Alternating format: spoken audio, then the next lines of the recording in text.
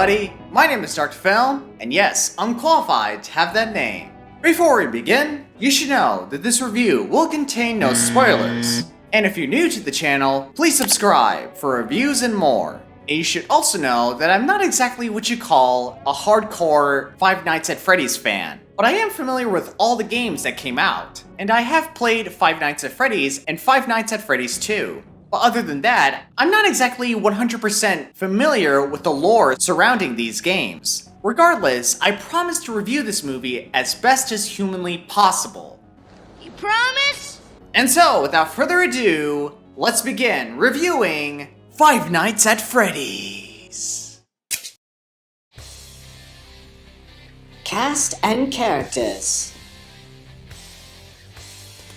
Let's start off this segment with our main character, Mike Schmidt, played by Josh Hutcherson. And he was surprisingly committed to his role. He did so well playing a character that you would find sympathetic and relatable, especially given his traumatic backstory. And as for the supporting characters, such as Abby, played by Piper Rubio, she did fairly well in this movie. Much like her older brother, Mike, this is a character that you would sympathize with, and she can come off as pretty adorable at times. And as for our local police officer, Vanessa, played by Elizabeth Lale, she was pretty generic if you ask me. Don't get me wrong, she does have a backstory and some characteristics, but at the end of the day, she's basically someone that gives expositions to our main character. Heck, I didn't even care if she was going to survive in the end or not.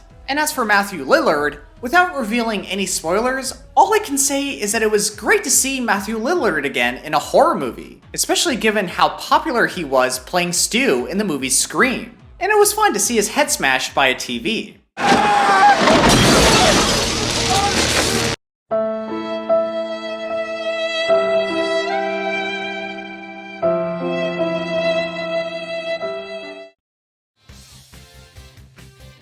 Horror and practical effects. The horror aspect in this movie was there, but not all there. Let me explain. There are some good thriller sequences when the animatronics come to life. And there are some pretty good suspenseful moments when you see our characters hiding from the animatronics. But other than that, the horror was barely in this movie. The film only offered little sprinkles of suspense and jump scare moments. I didn't feel any sense of dread or gut-wrenching intensity. Where's the intensity? Where's the fear of thinking that our main character might not survive this? Especially given that this movie is based on a horror video game. Oh, that sucks.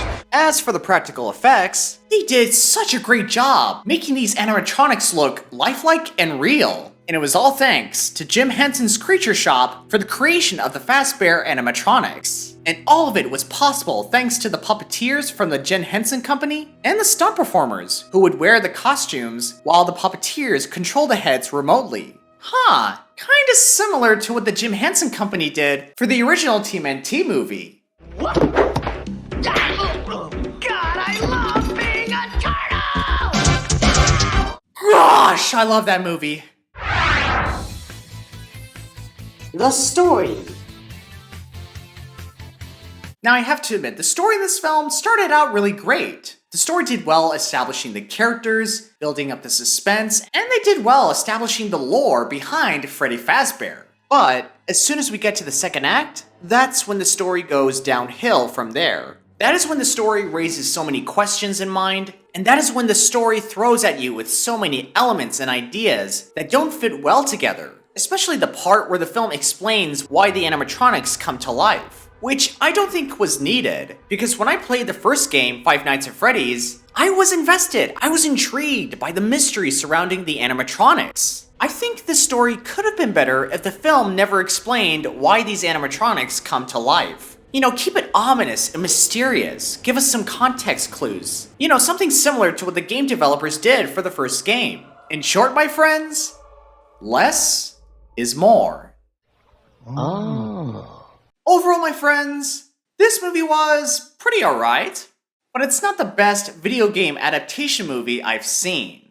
As far as video game adaptations go, this movie was not that bad. There are things in this movie that the filmmakers got right, in terms of its atmosphere, suspense, practical effects, and a great leading actor. But if you look at this movie as a whole, you'd realize this movie has some issues. The horror wasn't that terrifying, one character in particular was too generic, and the story was so complex and complicated than it needed to be. But despite all that, I still think this movie was quite entertaining. Even though this film didn't leave a huge impact on me, I still walked out of the theater thinking, it was good. It's got some problems, sure, but it was still good enough to be entertaining. And it was still great to see this game adaptation brought to life on the big screen. With all that said, I give Five Nights at Freddy's a 7.5 out of 10.